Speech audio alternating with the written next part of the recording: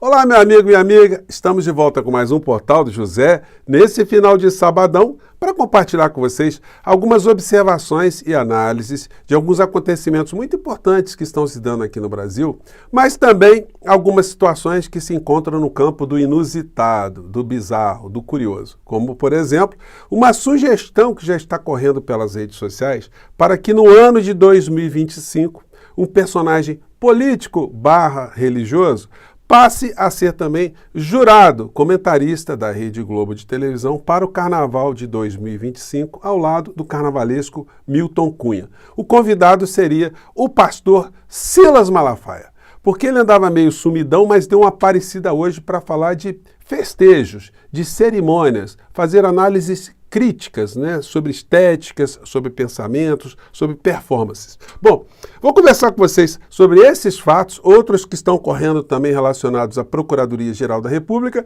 e uma previsão do inelegível para as eleições da Venezuela que acontecerão amanhã, né? Bom, antes de mais nada, quero convidar você que está chegando agora ao nosso portal e ainda não nos conhecia, para que, em primeiro lugar, você se inscreva aqui conosco, que conheça também os nossos outros vídeos. Se você gostar, compartilhe, recomende e nunca se esqueça, dê o seu joinha, mande seu comentário e, se puder, se inscreva aqui também no nosso clube de membros. Você que é muito bem-vindo e muito bem-vindo. Gente, começando aqui com o personagem, né? O maior expoente da extrema-direita religiosa bolsonarista aqui no Brasil. Silas Malafaia. Ele estava muito sumido porque ele não consegue explicar aquilo que a Orcrim também não consegue explicar, né? Como foram subtraídas joias aqui no Brasil, foram transportadas ilegalmente no avião presidencial e foram vendidas no exterior, algumas não foram resgatadas, né? Então, ele não está entrando nessa discussão. Mas aí ele passou a ser um comentarista, um jurado da abertura, da cerimônia de abertura das Olimpíadas da França, né? E hoje ele publicou, mais cedo, né? O deboche e a fé cristã nas Olimpíadas de Paris. Olha só, hein? Puxa vida. E aí veio com a virulência tradicional, né? Dizendo coisas como essa aqui. Povo abençoado do Brasil, o deboche nas Olimpíadas de Paris, a fé cristã, usando drag queens para representar um ato tremendamente espiritual, que é a Santa Ceia celebrada por Jesus. Não estou nem falando... Olha só, gente. É uma cabeça meio perturbada, né? A do pastor. Porque, olha só, gente, vocês acham que os organizadores de uma Olimpíada, eles se organizaram ali, se reuniram e disseram o seguinte: vamos fazer uma abertura das Olimpíadas para atacar a fé cristã? Vamos atacar todos os cristãos espalhados pelo mundo inteiro?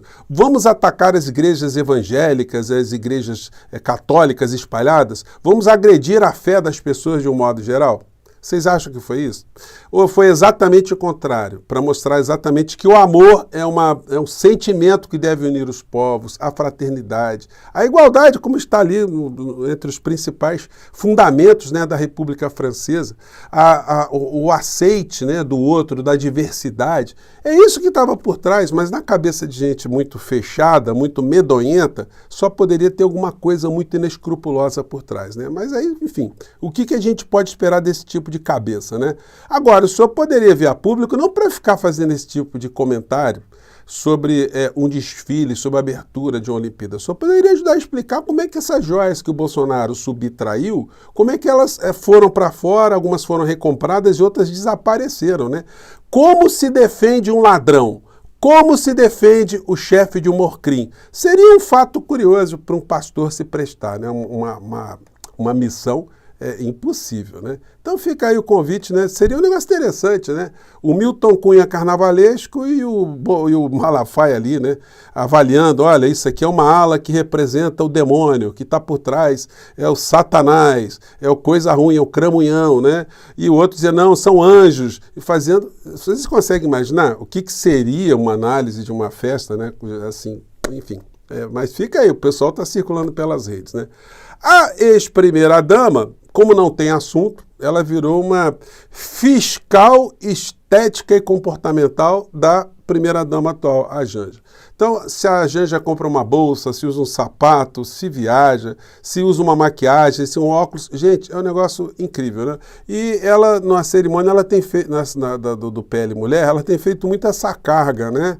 dizendo assim, olha, umas usam o poder, né, para trabalhar, outras usam para gastar, para comprar móveis sem licitação.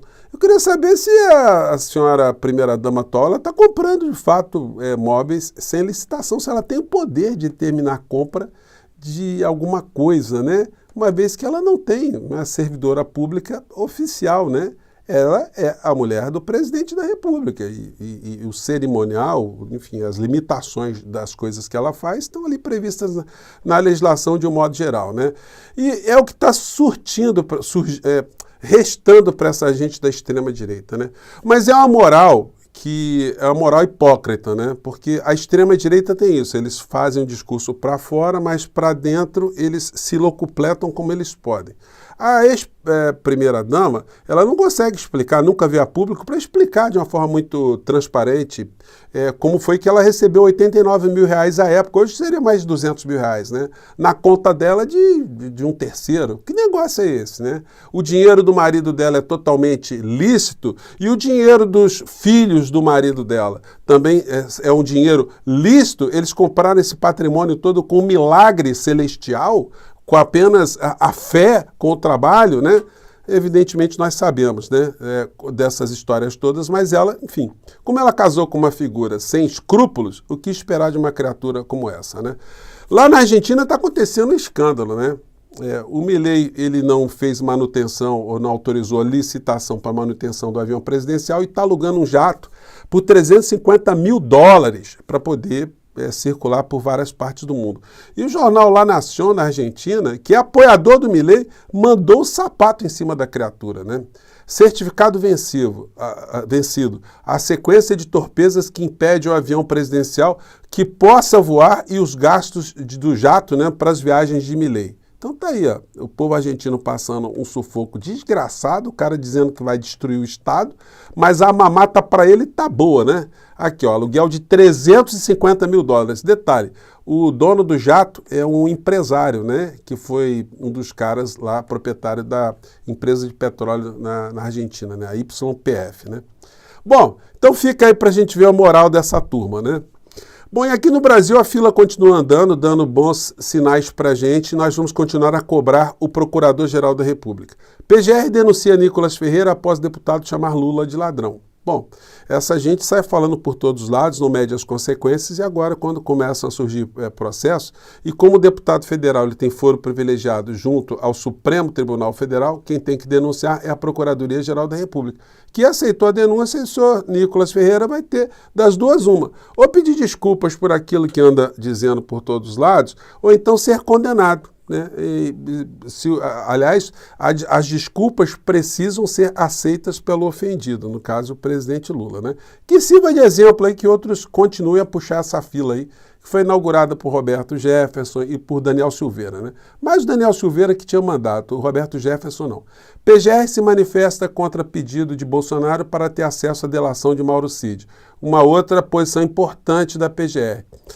Outras situações estão surgindo aí para engrossar o caldo desses inquéritos todos, né? Como essa situação do Ramagem, que guardava arquivos pró-golpe, e sobre procuradores críticos a Bolsonaro, aponta PF. Olha só, tem um monte de colega do Paulo Gonet que estão nessa lista aí, nessa espionagem, nessa arapongagem aí do Ramagem, né? Vamos ver como é que vai terminar essa história aí, né? Estamos cobrando e aguardando. Chefe da Polícia Federal diz que PGR tem elementos suficientes para denunciar Bolsonaro. Nós todos já sabemos disso, falta o senhor Paulo Gonet agora chutar para o gol. Nós todos sabemos, o inquérito da Polícia Federal foi publicizado. Eu li o inquérito da Polícia Federal. E como uma pessoa que sempre militou do mundo do direito, né, sempre fui professor nessa área, posso dizer com base que está ali que nós tivemos um Orcrim no nosso país com ladrões de joias sendo o chefe da Orcrim. Então não tem como o Procurador-Geral da República ter uma conclusão diferente de qualquer analista de direito, qualquer professor, qualquer advogado, qualquer jurista ou servidor público da carreira, né? E da área do direito. Bom, e aí entrando aqui no mundo aqui da América do Sul, né? Amanhã haverá eleições na Venezuela. E o Inelegível publicou aqui um texto, né? Com o seguinte teor. Amanhã, domingo 28 de julho, eleições na Venezuela. A população da Venezuela foi totalmente desarmada no governo Hugo Chávez Maduro, com apoio de Lula e ONGs.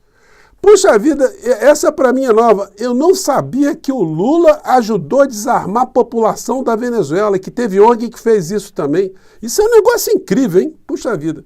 Mas abaixo ele escreve e se contradiz, né? O jornalista Leonardo Coutinho, que escreveu a biografia de Chávez, revela que a Venezuela recebeu e armou sua milícia, coletivos, com milhares de fuzis.